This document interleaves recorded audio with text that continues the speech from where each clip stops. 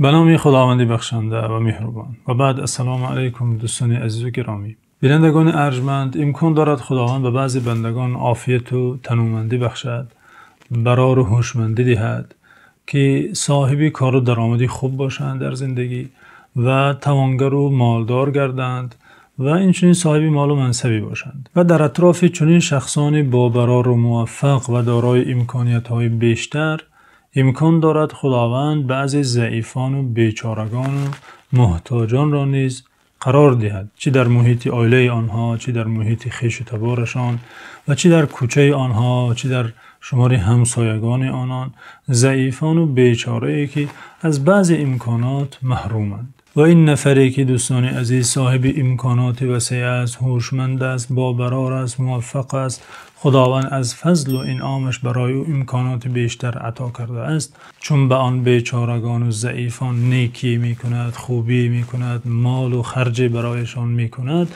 نباید به این اعتقاد باشد، نباید به این گمان باشد که او صاحب فضل بالای آن بیچارگان است. نباید خود را منعم و خادم و منجی آنان پندارد، بلکه باید به این اعتقاد باشد که همان بیچارگان و ضعیفان هستند که سبب موفقیت و برار او گشتند.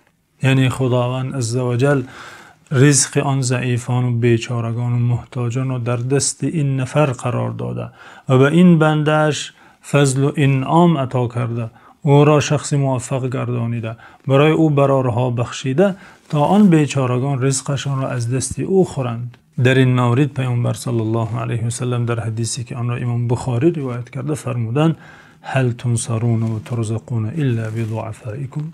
اینجا پیامبر صلی الله علیه و سلم خطاب به چنین کسان، یعنی کسانی که امکانات وسیع دارند، دست خیرشان به بیچارگان و ضعیفان میرسد، فرمودند هل تنصرون و ترزقون الا بضعفائکم، یعنی نصرت داده نمی شوید حتی در نبرد نیست، سبب نصرت شما ضعیفان است. گفته پیامبر صلی الله علیه و سلم نصرت داده نمی شوید و رزق داده نمی شوید مگر به سبب ضعیفانتان، همان بیچارگان و محتاجانند که به سبب دعای آنان شما نصرت می یابید، پیروز می گردید، شما رزق داده می شوید و تجارت شما رشد می کند، درآمد شما بیشتر می گردد.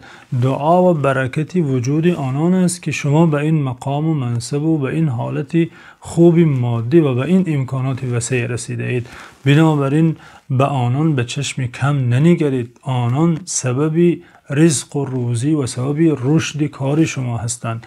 هل ترزقون الا بضعفائکم، یعنی هر کسی که خدا برایش فضل و انعام داده به کسانی که در طبقه پایانتر از او هستند، محتاج به دست خیر او هستند، باید به چنین نگاه به آنان نظر کند. در این مورد از حضرت علی نیز اثری جالبی روایت شده، فرمودند: ان الله عز وجل خلق خلقا من خلقه لخلقه جعلهم للناس وجوها وللمعروف اهلا يفزع الناس اليهم في حوائجهم اولئك آمنون یوم القیامه.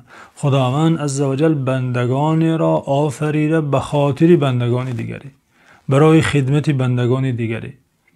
بندگان سعادتمند هستند که مردمان همین که کارشان افتاد پیش آنان رو می آرند، به نزد آنان می آیند، به حاجت پیش آنان مراجعت می کنند. اولئک الآمنون یوم القیامه، گفتند آنان در روز آخرت در امانند، از آن ترس و هراس آخرت در امانند. چرا؟ چون که بندگان خدا را امان دادند، نیاز آنان را برآورده کردند، دست آنان را گرفتند. خداوند در کمک آنان است، از ترس و هراس و دهشت قیامت آنان را در جای امان قرار داده است.